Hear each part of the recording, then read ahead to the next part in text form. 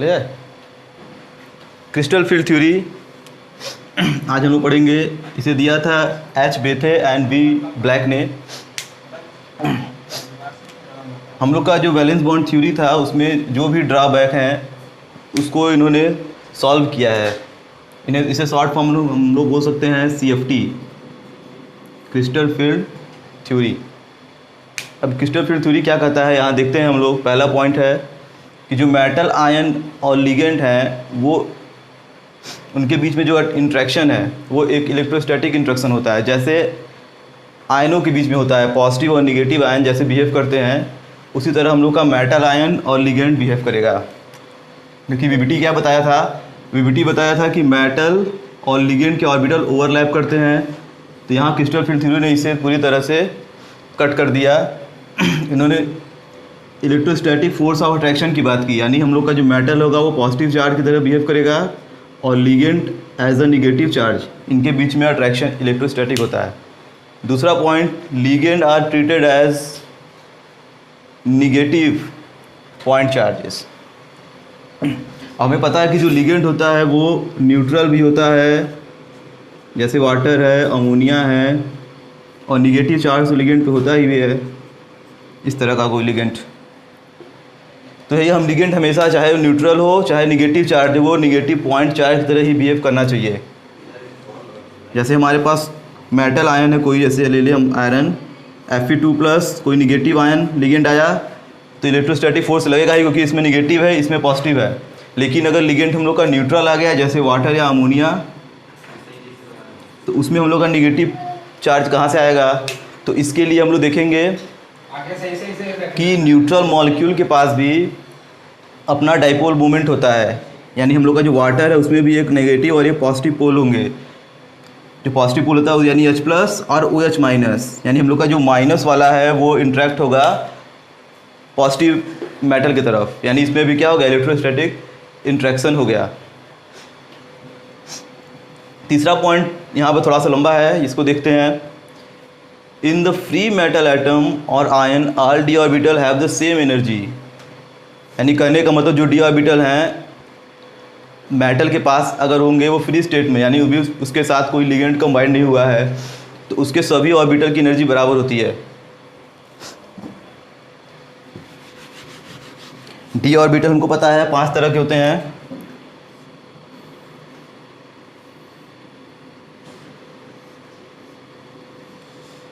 dxy, dyz, dzx, dx² - y² और dz²। सभी की एनर्जी बराबर होती है। कब? जब ये फ्री स्टेट में होंगे, यानी किसी के साथ अभी मॉलिक्यूल फॉर्म नहीं किए हैं या कोई कॉम्प्लेक्स कंपाउंड का फॉर्मेशन नहीं हुआ है। इक्वल एनर्जी को हम लोग बोलते हैं डीजनरेट d ऑर्बिटल, इसे बोलते हैं हम लोग डीजनरेट ऑर्बिटल।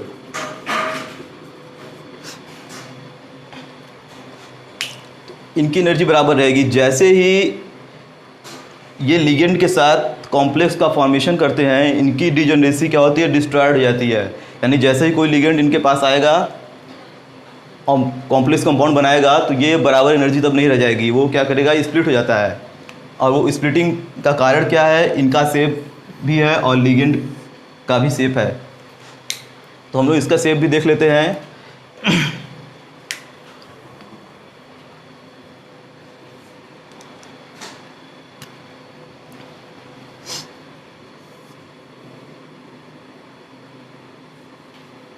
अगर हम लोग मान लें एक्सिस अगर देखा जाए तो ये होता है x एक्सिस और ये हम लोग का है y एक्सिस और ये है z एक्सिस। और dxy, dyz और zdx का हम लोग का जो स्ट्रक्चर होगा कुछ टाइप का होता है।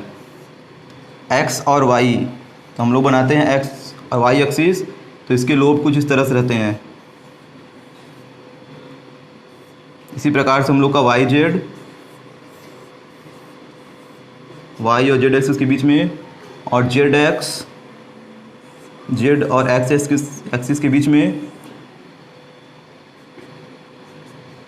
और दूसरा और तीसरा, यानी हम लोग का इन तीनों में क्या होता है, एक्सिस के बीच में लोब होंगे, x और y, z और y, और यहाँ पे z और x के बीच में। इन दोनों में क्या होता है कि हम लोग का जो लोब होगा वो ऑन द एक्सिस होता है, यानी एक्स एक्सिस और ये वाई एक्सिस इस तरह से माना गया है, वाई एक्सिस हम लोग ऐसा है, तो लोब जो होगा वो ऑन द एक्सिस होगा, एक्सिस के ऊपर ही एक्स और वाई के। और जेड वाले का थोड़ा सा अलग है, ये जेड एक्सिस ये है, जेड एक्सिस का केवल एक ही लोब होता है और दूसरा लोब हम लोग का, जैसे कोई परपेंडिकुलर जेड एक्सिस है तो दूसरा लोब क्या होगा, इसी के अराउंड इस तरह से रोटेट करता रहता है, ये इस तरह से, तो इसको हम लोग टॉर्क बोलते हैं, ये घूमता रहेगा।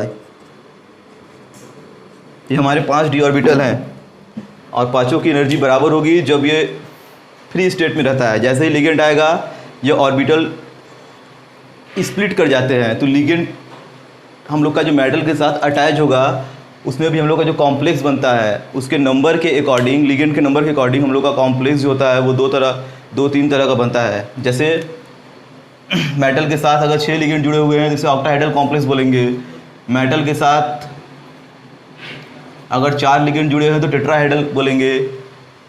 और 4 वाले में भी 2 तरह का होता है, एक टेट्रा होता है, एक स्क्वायर प्लानर होता है। तो हम लोग आगे पढ़ेंगे ऑक्टाहाइड्रल कॉम्प्लेक्स में स्प्लिटिंग कैसा होगा, इसका टेट्राहाइड्रल में स्प्लिटिंग कैसा होगा और स्क्वायर प्लानर में स्प्लिटिंग कैसा होता है। यानी ये हम लोग का ऑक्टाहाइड्रल शेप है और इसमें 2 आएगा, एक स्क्वायर प्लानर एक टेट्राहाइड्रल। तो आगे हम लोग देखेंगे ऑक्टाहाइड्रल ज्योमेट्री, यानी इसकी स्प्लिटिंग कैसे होगी जब लिगेंड हम लोग के 6 लिगेंड इसके साथ कंबाइंड होंगे, तो कैसे हम लोग का डिस्ट्रॉयड होगा शेप मेटल का, मेटल कॉम्प्लेक्स कंपाउंड का। Thank you.